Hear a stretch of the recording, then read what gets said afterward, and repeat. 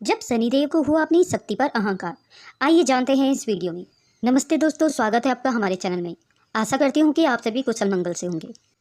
दोस्तों, आनंद रामायण में शनिदेव के घमंड के बारे में एक प्रसंग आता है। बहुत समय पहले शनिदेव ने लंबे समय तक भगवान शिव की तपस्या की। भगवान शिव ने शनिदेव की तपस्या से प्रसन्न होकर उन्हें वर मांगने को कहा। शनिदेव बोले, हे भोलेनाथ, इस सृष्टि में कर्म के आधार पर दंड देने की व्यवस्था नहीं है। इसके कारण मनुष्य ही नहीं बल्कि देवता तक भी अपनी मनमानी करते हैं। अतः मुझे ऐसी शक्ति प्रदान करें ताकि मैं उद्दंड लोगों को दंड दे सकूं। शनिदेव के ईश्वर को शिवजी ने मान लिया और उन्हें दंडाधिकारी नियुक्त कर दिया। वरदान पाकर शनिदेव घूम घूमकर ईमानदारी से कर्म के आधार पर लोगों को दंडित करने लगे। वह अच्छे कर्म पर अच्छा और बुरे कर्म पर बुरे कर्म का बुरा परिणाम देने लगे। इस तरह समय बीतता गया। शनिदेव के इस कार्य से देवता, असुर और मनुष्य कोई भी अछूता नहीं रह सका। कुछ समय के बाद शनिदेव को अपनी इस शक्ति पर अहंकार हो गया। वह स्वयं को शक्तिशाली समझने लगे।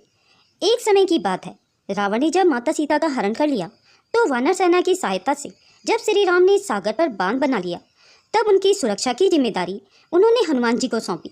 हमेशा की तरह शनिदेव जब भ्रमण के लिए निकले तो सागर पर बने सेतु पर उनकी नजर पड़ी, जहां हनुमान जी ध्यान मग्न थे। वह राम नाम का जप कर रहे थे। यह देखकर शनिदेव क्रोधित हो गए और हनुमान जी का ध्यान भंग करने की कोशिश करने लगे। हनुमान जी को कोई प्रभाव नहीं पड़ा। शनिदेव का क्रोध 7वें आसमान पर पहुंच गया। जब हनुमान जी का ध्यान भंग नहीं हुआ, तब आखिर में शनिदेव ने उन्हें चुनौती दे दी। तब हनुमान जी ने विनम्रता से कहा, शनिदेव, मैं अभी अपने आराध्य श्री राम का ध्यान कर रहा हूँ, कृपया मेरी शांति भंग नहीं करें। लेकिन शनि अपनी चुनौती पर कायम रहे।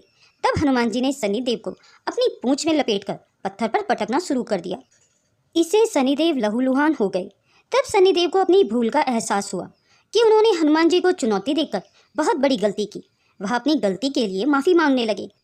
कई बार क्षमा याचना करने पर हनुमान जी ने उन्हें छोड़ दिया। शनि के अंग अंग में पीड़ा हो रही थी। यह देखकर हनुमान जी को उन पर दया आ गई और उन्होंने शनिदेव को तेल देते हुए कहा कि इस तेल को लगाने से तुम्हारी पीड़ा दूर हो जाएगी, लेकिन इस तरह की गलती दोबारा मत करना। दोस्तों, ऐसी मान्यता है कि उसी दिन से शनिदेव को तेल अर्पित किया जाने लगा। दोस्तों, अगर यह वीडियो आपको पसंद आई हो तो इसे लाइक और शेयर जरूर करें। अगर आप मेरे चैनल में नए हैं और इस तरह के रोचक प्रसंग सुनना पसंद करते हैं तो मेरे चैनल को सब्सक्राइब करें। वीडियो को अंत तक देखने के लिए आप सभी का बहुत बहुत धन्यवाद।